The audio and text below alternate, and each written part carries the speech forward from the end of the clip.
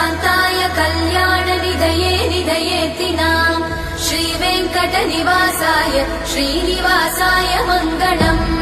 लक्ष्मी सविभ्रमालोकसुभ्रूविभ्रमचक्षुषे चक्षुषे सर्वलोकानां वेङ्कटेशाय मङ्गलम्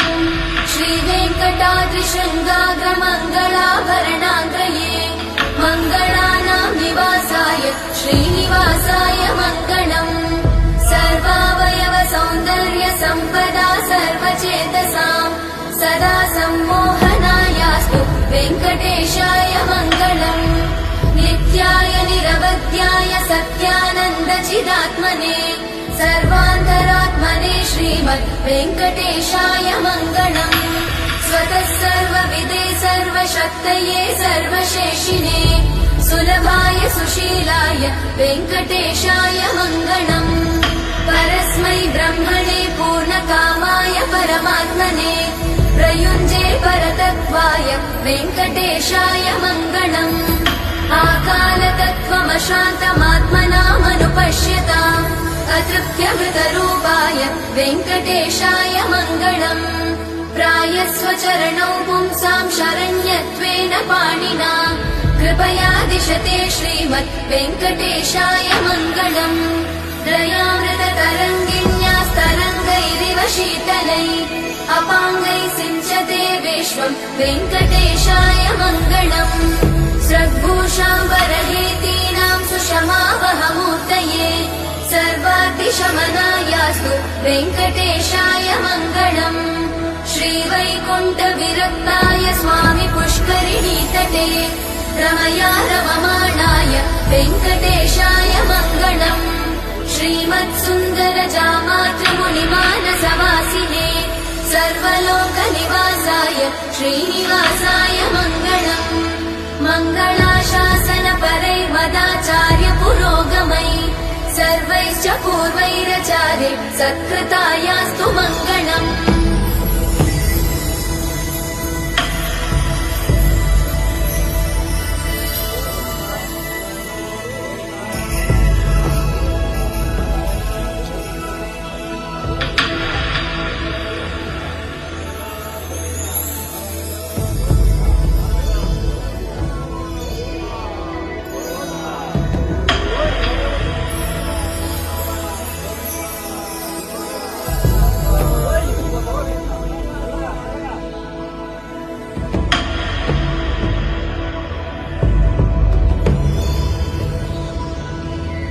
श्रियकान्ताय कल्याणनिधये निधयेतिनाम् श्रीवेङ्कटनिवासाय श्रीनिवासाय मङ्गलम्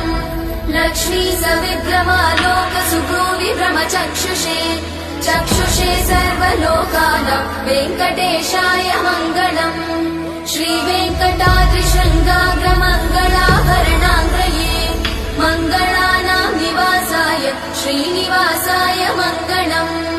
सर्वावयव सौन्दर्य सम्पदा सर्वचेतसां सदा सम्मोहनायास्तु वेङ्कटेशाय मङ्गलम् नित्याय निरवध्याय सत्यानन्दचिदात्मने सर्वान्तरात्मने श्रीमद् वेङ्कटेशाय मङ्गलम्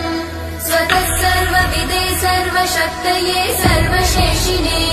सुलभाय सुशीलाय वेङ्कटेशाय मङ्गलम् परस्मै ब्रह्मणे पूर्णकामाय परमात्मने प्रयुञ्जे परतत्त्वाय वेङ्कटेशाय मङ्गलम् आकालतत्त्वमशान्तमात्मनामनुपश्यताम् अतृप्त्यमृतरूपाय वेङ्कटेशाय मङ्गलम् प्रायस्वचरणौ पुंसां शरण्यत्वेन पाणिना